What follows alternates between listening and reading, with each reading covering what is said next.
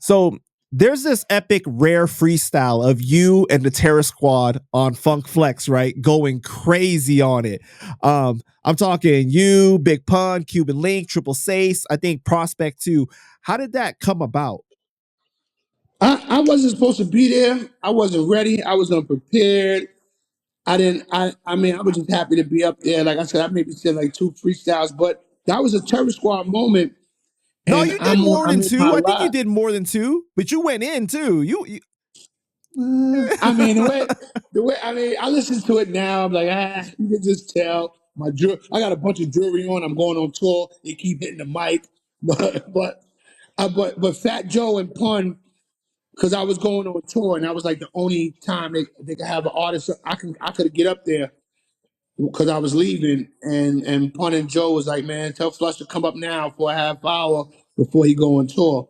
So I went up there. I just did a couple freestyles, got some hugs, and then I left on tour after that. I was gone for like 2 months. But man, it's so epic that you were a part of that because now that Pun's not here and everything, it's like you were a part of that moment, right? Yeah, yeah. I mean, like I said, even the four people I named, be in their presence, to be imagine, you know what it was for me to be a street dude, and I was such a fan of Big L, and Big L was a fan of mine. That felt like, you know what I'm saying? Like I always talk about like with punting them with the twin lobster tail, but my first time really going to Harlem on like Big L, like when I went to Harlem, I went for the drug dealers, we went for Willie Burgers, we went for weed. But to go up there and actually hang out with fucking Big L all day and meet his brothers, that was an experience in life too. I learned how to have swagger. You know what I mean? Like each rapper gave me an element, and I definitely got a lot of swag from Big L. Just the way he talked was like smooth, so I kind of got that.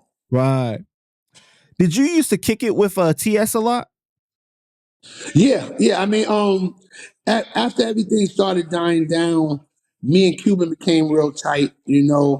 Um, I try to make the peace between him and Joe, or just try to mention it. But like I said, that's one of them situations where it was way too far out my zone. I couldn't interfere with that.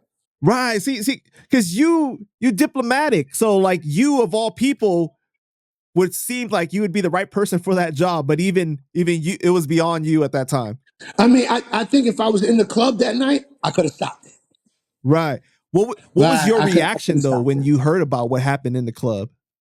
I mean, when I first heard it, it was something about anybody disrespecting somebody's lady. I'm totally against. But then there's also two sides to a story. So I was just trying to mediate and find out. But then when I spoke to Macho. That was Fat Joe's man, Mach. When I spoke to Mach and Mach gave me the details and the story, I just said I hope y'all all family, and I hope y'all just don't hurt each other, and I just left it alone. Yeah, it's an unfortunate situation, man. I felt like because of Pun passing and because of that, it TS never got to reach the full potential, of like what it Yeah, could I have mean, but become. then you also you had Cuban. Cuban was more around Pun's wife, around Pun's kids, so he's feeling it. So you thinking nobody's doing nothing because you're still mourning, which which I understand. But Fat Joe still had love for Pun. Wasn't nobody not looking out for nobody.